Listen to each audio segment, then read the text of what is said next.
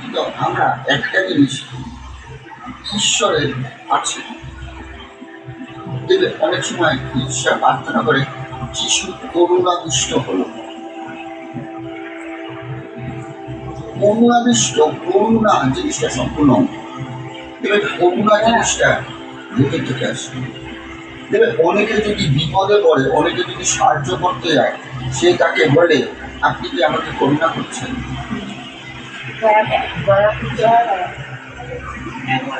বলে কি করুণা জিনিসটাই না, দয়া করুণা অন্য, দয়া করুণা অন্য দেবে। অনেকে বলে করুণা জিনিসটা একমাত্র ভেতর থেকে আসে। যিশুর কাছে প্রচুর মানুষ এসেছে, যিশুকে বলেছে আপনি যদি ইচ্ছে হয় আপনি আমাকে সুস্থ করুন, বলছে আমার ইচ্ছে তুমি সুস্থ। কিন্তু দেখুন করুণা জিনিসটা সম্পূর্ণ, করুণা জিনিসটা এমন, ওটা হচ্ছে হৃদয় থেকে বেরিয়ে আসে। আমরা আজকে এই বাক্যটা দেখব, ঈশ্বরের করুণা কি, আর ঈশ্বরের করুণা কাদের প্রতি থাকে। কেন সবার প্রতি ঈশ্বরের করুণা থাকে বল? প্রার্থনা করলে যে কোনো প্রার্থনার উত্তর আছে যদি বিশ্বাস করা হয়। কিন্তু করুণা, করুণা জিনিসটা সবার প্রতি ঈশ্বরের কিন্তু থাকে না। করুণা জিনিসটা সবার প্রতি ঈশ্বরের কিন্তু থাকে না। আমি এক এক সময় বলেছি শয়তানও প্রার্থনার উত্তর দেয়, শয়তানও প্রার্থনার উত্তর দেয়। অনেকে বললো এই চাই, এই টাকা পয়সা, এটা চাই, ওটা করে হয়তো ব্যবসা পেয়ে যাবে। ঈশ্বর দিচ্ছে না, শয়তান দিচ্ছে। শয়তান জানে আমি যদি উত্তরটা দিয়ে দিই, ওকে আমি আমার করে দিতে পারবো, ঈশ্বরকে ভুলে যাবে, ছেড়ে দেবে। কিন্তু করুণা জিনিসটা সম্পূর্ণ অন্য। বাট এই করুণা কাদের প্রতি ঈশ্বরের থাকে, আর এই করুণা যদি আমাদের প্রত্যেকের প্রতি থাকে, যে কোনো জায়গা থেকে ঈশ্বর আমাদেরকে তুলে দেবে, যে কোনো জায়গা থেকে। কিন্তু এই করুণা সবার প্রতি ঈশ্বরে কিন্তু থাকে না। যদি থাকতো, কিছু কিন্তু বলতো না যে এরা আমাকে নয় অন্ধকারকে ভালোবাসে, কথাটা কিন্তু বলতো না। মানে করুণা তাদের প্রতি। আমরা একটু গীত 40 অধ্যায়ে 11 কথা। হে সদাপ্রভু, তুমিও আমার হইতে আপন করুণা রুদ্ধ করিও না। তব দয়া ও তব সত্য সতত আমাকে রক্ষা করি। কেননা অসংখ্য বিপদ আমাকে ঘেরিয়াছে, আমার অপরাধ সকল আমাকে ধরিয়াছে। আমি দেখিতে পাইতেছি না, আমার মস্তকের কেশ অপেক্ষাও সে সকল অধিক। দাউদ মারাত্মক বিপদের মধ্যে পড়েছে। দাউদ মারাত্মক বিপদের মধ্যে পড়েছে।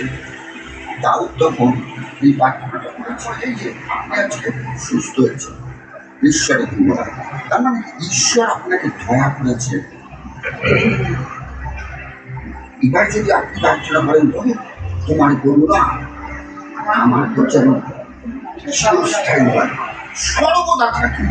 ঈশ্বরের করুণা যখন আপনার থাকবে, ঈশ্বর আপনাকে আরো উঁচুতে তুলবে। কিন্তু এই জন্য তো আপনাকে চাইতে হবে যে প্রভু তোমার করুণা যেন আমার প্রতি চিরস্থায়ী থাকে। তুমি আমাকে যে আশীর্বাদ করেছো, যে দয়া করেছো, আমি ভুলব না। আর তোমার করুণা আমার প্রতি যেন চিরস্থায়ী থাকে, কেননা তোমার করুণা আমার দরকার। ওই জন্য দাউদ এখানে প্রার্থনা করেছিল যে প্রভু তোমার করুণা থেকে আমাকে বঞ্চিত করো না। কেন দাউদ জানেন ঈশ্বরের করুণা যদি তার উপর থাকে, তার জীবনে যত বিপদ আসে, কারণ আমরা প্রত্যেকে জানি দাউদের মেন বিপদ হচ্ছে শৌল। গালিয়াতকে মারলো, উৎপত্তি হলো শৌল।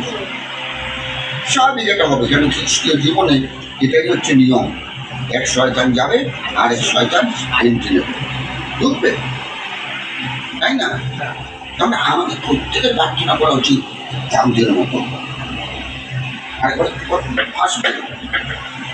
হে সদাপ্রভু তুমি আমা হইতে আপন করুণা রুদ্ধ করিও না।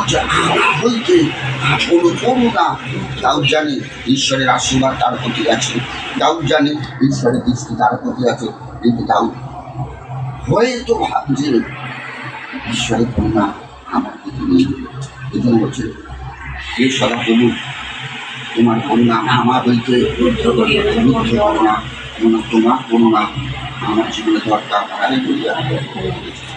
পিতা একটা সন্তানের প্রতি, কেননা দেখবেন একটা বাবা মার কাছে তার সন্তান হচ্ছে সব থেকে প্রিয়। ঠিক আছে, একটা বাবা মার কাছে তার সন্তান হচ্ছে সব থেকে প্রিয়।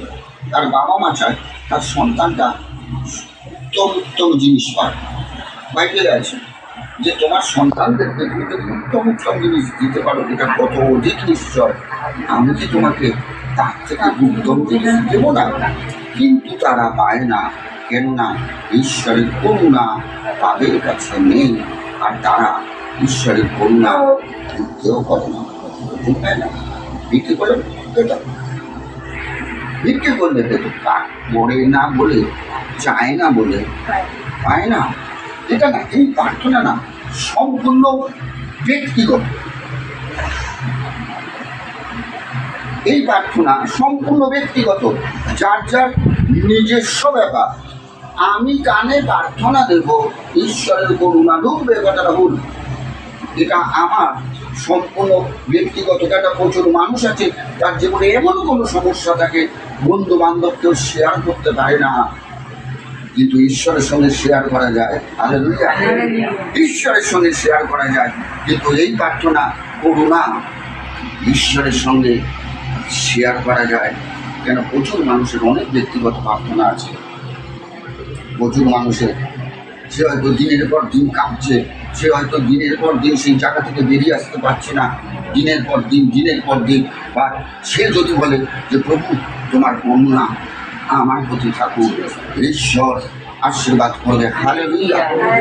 এই প্রার্থনা কোনো একে অপরের জন্য নয়, আমার ব্যক্তিগত জন্য, যেন ঈশ্বরের দৃষ্টি, ঈশ্বরের দয়া, আশীর্বাদ, ভালোবাসা আর করুণা যেন যতদিন জীবিত থাকবো ততদিন যেন আমার প্রতি থাকবো। ওই জন্য এই প্রার্থনা সম্পূর্ণ ব্যক্তিগত প্রার্থনা। হালেলুয়া। ওই জন্য বলছে পিতা যেমন সন্তানকে ভালোবাসে, আমার করুণা তোমার প্রতি তেমনি আছে কাদের? যারা ঈশ্বরকে ভয় করে। মাথায় রাখবে, যারা ঈশ্বরকে ভয় করে, যারা ভয় করে না, এই করুণা তাদের জন্য নয়। কিন্তু কি তারা কি প্রার্থনা করে? কেন হবে? কেন হবে? কারণ তো বাইবেল বাক্য লিখতে হয়ে আজকে আমাদের মণ্ডলীকে আমি পরিচালনা করছি, আমার টাকা সবাই শোনাবে। এবার তোমরা যদি অন্যের পেছনে ঘোরো বলা, তাহলে কি দিন যিশু একটা কথা বলেছিল, আমার মেষ বলেনি, আমাদের মেষ। মাথা রাখবে, আমার মেষ আমার ছেলে। এবার যে কোনো বাড়িতে কেউ যদি কিছু পোষে, সে ডাকলে উত্তর দেবে, অন্য কেউ ডাকলে উত্তর কি দেবে? কি অর্থাৎ পালক, আমাদের যেমন স্বর্গীয় পালক একজন, প্রতি কটা মণ্ডলীতে পালক একজনই হয়, 10 জন হয় না। এখানে বলছে এরা ছিন্ন ভিন্ন হয়ে যাচ্ছে। ঈশ্বর এদের প্রতি করুণা আবিষ্ট হলো। অর্থাৎ ঈশ্বর ভাবছে এরা কি করছে, এরা সত্যিকারের মেষ নয়, বা সত্যিকারের মেষ। এরা ঈশ্বরের রব জানে। ওর জন্য বলছে কার্যকারী লোকের অভাব আছে। বলছে এদের জীবনে কোনো পালকি থাকতো, এরা এদিক ওদিক বেড়াতো না। এরা অরিজিনাল ঈশ্বরের মেষ হতে পারেনি। নিজের ব্যক্তিগত প্রার্থনা দিল। আর যারা এই ব্যক্তিগত প্রার্থনা করে না, তারা ঈশ্বরকে ভয়ও করে না, সম্মানও দেয় না। আমি বলছি না কেন যারা ভয় করে এই করুণা তাদের জন্য। ঈশ্বরকে যারা ভয় করে, অনেকে হয়তো বিছানার মধ্যে হয়তো খাচ্ছে, মার খাচ্ছে। যদি তারা যিশুকে নাও চেনে, যদি নাও চেনে, তারা হয়তো দিনের পর দিন কান্নাকাটি করছে, কেউ কি নেই আমাকে এখানে উদ্ধার করার মতো, কিন্তু সে তার পবিত্র হস্ত কিন্তু বাড়িয়ে দেবে সেই জায়গাতে। আমরা ঈশ্বর তাদের প্রতি করুণাবিষ্ট হলো, তাদের প্রতি করুণাবিষ্ট হলো। আমি এটা কেন বললাম, আমি একটা বাক্য দিয়ে আমি বলবো যে হয়তো যারা যিশুকে চেনে না, হয়তো জানে না, কিন্তু কষ্টে তারা চোখের জলে বলছে হয়তো তাদের দেবদেবীকে, হয়তো তাদের দেবদেবী ফেল, হয়তো চোখের জলে বলছে এখানে উদ্ধার করার মতো আমাকে কি কেউ নেই। যিশু সেই লক্ষ্য নেই। হালেলুয়া। কেউ যখন থাকে না, আমার ঈশ্বর তার কাছে দাঁড়িয়ে যায়। তা নাহলে পুক্কাঘাতি 38 বছরে সুস্থ হতে পারতো না। সে কি যিশুকে দেখেছে? সে কি যিশুর কাছে গিয়েছে? না, যায়নি। 38 বছর ধরে নামতে পারছে না, যিশু সেখানে হাজির। ওই 38 বছরের বন্দি দশা থেকে ঈশ্বর তাকে মুক্ত করেছিল। হয়তো সে শুধু শুয়ে বলছে কেউ কি আমাকে করেছে, কেউ কি নেই আমার এই শয্যা থেকে আমাকে তুলবে, কেউ কি নেই। যিশু বলেছে তার ওই হৃদয়ে প্রার্থনা, তার চোখের জল যিশু সহ্য করতে পারেনি। আরেকটা আমি টেস্টিমনি দেবো বাইবেল দিয়ে।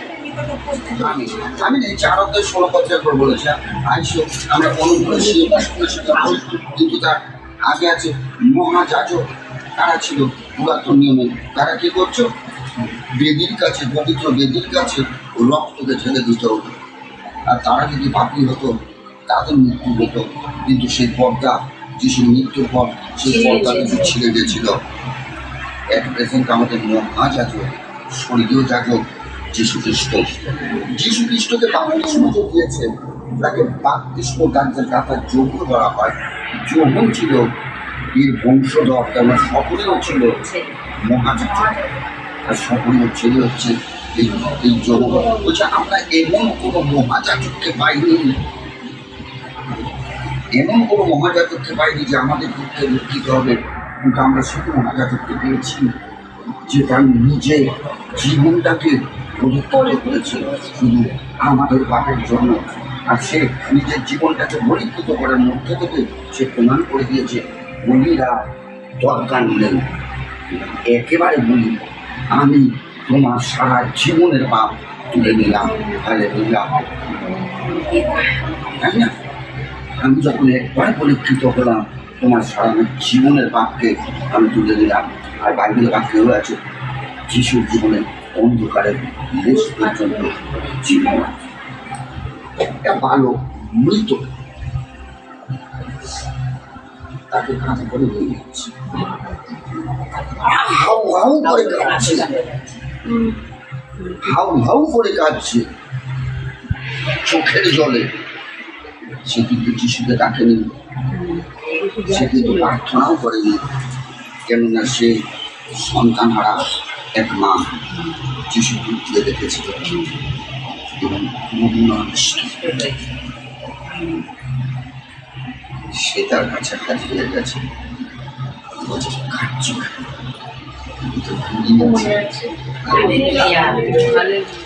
খাট স্পর্শ করেছিল, ভালো উঠে গেছে, আমরা জানি বাক্যটা।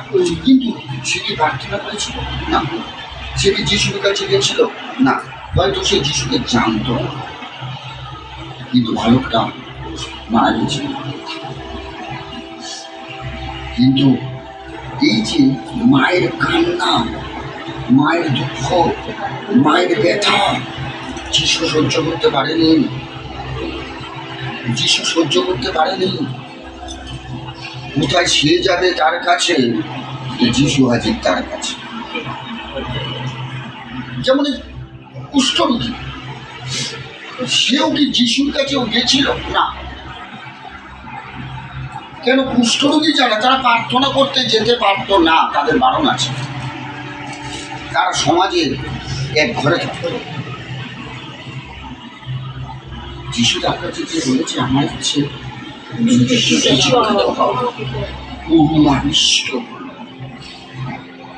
এমন কিছু ঘটনা আমাদের জীবনে আছে, হয়তো আমরা বন্ধুত্বের মধ্যে আছি, কিন্তু ঈশ্বরের করুণা তার প্রতি নেই। কেননা সে সেই জায়গাটা ঈশ্বরকে দিতে পারছে না, সে সেই জায়গাটা ঈশ্বরকে দিতে পারছে না। তারা বড় নির্ভরশীল, কে আমাকে প্রার্থনা দেবে, তারপরে আমি সুস্থ। এদের হৃদয় ফোকলা হয়ে আছে, এদের ঈশ্বরের প্রতি কোনো নির্ভরতা নেই। এদের নির্ভরতা কে আমাকে প্রার্থনা করবে তবে আমি সুস্থ হব। মানুষের দিকে, ঈশ্বরের দিকে নয়। কিন্তু সে যদি চোখের জলে বলে আমি মুক্ত হতে চাই, এই মুক্তিটা আমি মুক্ত হতে চাই, এই মানসিক যন্ত্রণা থেকে মুক্তি পেতে চাই, যে তিনি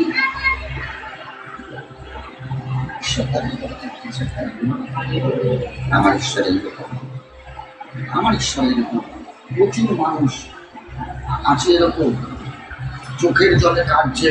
আমি গ্যারান্টি দিয়ে বলছি, চোখের জলে কাটছে, তাদের জীবনে যিশু নেই, যিশু চেনে না। যিশু যেরকম করতে পারে, যিশু যেরকম অলৌকিক ঈশ্বর, অলৌকিক কার্যকারী ঈশ্বর, তাও জানে না। এরকম প্রচুর মানুষ আছে। 100 জন যদি এরকম কান্নাকাটি আজও করে, কিন্তু আমরা যদি তাদের কোনো খোঁজ পাই, তাদের কাছে গেলে আমরা দেখতে পাবো সেগুলো যাচ্ছে যিশু তাদের কাছে হাজির হয়ে গেছে। হয়তো তারা জানে না যিশুকে, কিন্তু তার কান্না ঈশ্বর সহ্য করতে পারেনি। সে বালকের মৃত্যুর মতো সে মা কিন্তু যিশুর কাছে যায়নি, তাদের যিশু তার কাছে এসছে। পক্ষাঘাতী যিশুর কাছে যায়নি। সে হয়তো হাত জোর করে বলছে, কেউ কি নেই আমাকে একটু জলে নামিয়ে দেবে। যিশু তার কান্না, তার রব শুনেছে। আমি আগেও একবার বলেছিলাম, হাগার তার বাচ্চা সন্তানটিকে যখন মরুভূমির মধ্যে দিয়ে দৌড়াচ্ছে, সেই সন্তান মারাত্মকভাবে কাঁদছে। হাগার সহ্য করতে পারছে না, যদিও বা তার সন্তান।